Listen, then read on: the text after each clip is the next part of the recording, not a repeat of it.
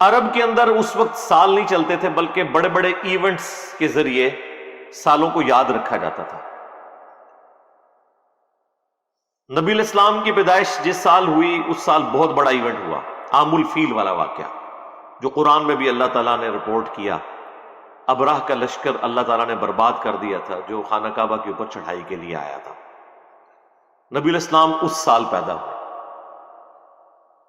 تو عرب کے لوگ کسی کی پیدائش کو یاد رکھنے کے لیے کوئی بڑا ایونٹ یاد رکھتے تھے، اور پھر وہ کہتے تھے کہ فلاں شخص اس سال پیدا ہوا، یا اس سے اتنے سال پہلے پیدا ہوا، یا اس سے اتنے سال بعد پیدا ہوا۔ جس طرح ہمارے پاکستان میں بھی میں سمجھتا ہوں 2005 کا جو زلزلہ ہے وہ ایک بہت بڑا بینچ مارک ہے، اس ایونٹ کے اعتبار سے لوگ بات کرتے ہیں۔ ہمارے جہلم شہر میں 1992 میں بہت بڑا سیلاب آیا تھا۔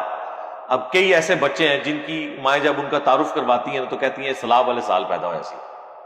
ظاہر ہے وہ بہت بڑا ایونٹ تھا جہلم کے لیے۔ ایون آج بھی میں آپ کو بتا رہا ہوں کہ یہ حوالے استعمال ہوتے ہیں۔ تو جامعہ ترمذی کے اندر حدیث موجود ہے، دلائل النبوہ کے اندر موجود ہے کہ نبی علیہ السلام عام الفیل والے سال، جس سال ابراہ کے لشکر کو، ہاتھیوں والے لشکر کو اللہ تعالیٰ نے معجزانہ طور پر تباہ و برباد کیا، اور بیسیکلی یہ اللہ تعالیٰ نے اس سال کو یادگار بنائے اس لیے تھا کہ اس سال نبی علیہ السلام کی پیدائش ہونی تھی۔ بہت بڑا واقعہ تھا، انسانی ہسٹری کا سب سے بڑا واقعہ رسول اللہ کا دنیا میں تشریف لانا ہے صلی اللہ علیہ وآلہ وسلم۔ تو آپ صلی اللہ علیہ وآلہ وسلم اس سال پیدا ہوئے۔ اب آپ کی پیدائش کا جو دن ہے اس کے اوپر تو کنسنسس ہے کہ وہ منڈے کا دن ہے۔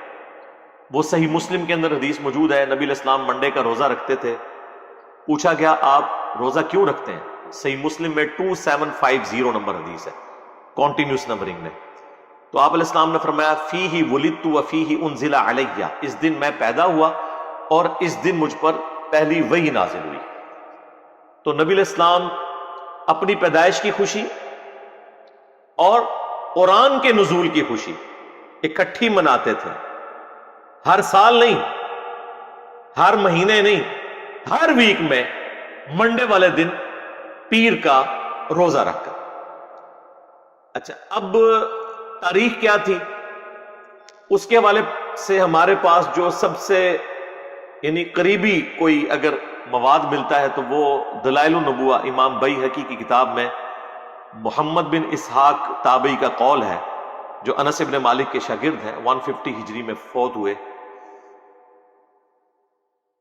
وہ کہتے ہیں کہ نبی علیہ السلام عام الفیل والے سال 12 ربیع الاول کو منڈے کے دن پیدا ہوئے، اور آلموسٹ یہی الفاظ شیعہ کے ہاں اصول الکافی، جس طرح ہمارے ہاں صحیح بخاری ہے، ان کی جو حدیث کی ٹاپ آف لسٹ کتاب ہے اصول الکافی، اس میں جو 110 نمبر چیپٹر ہے وہ نبی علیہ السلام کی پیدائش سے متعلق ہے۔ اس میں بھی موجود ہے کہ نبی علیہ السلام 12 ربیع الاول کو پیدا ہوئے۔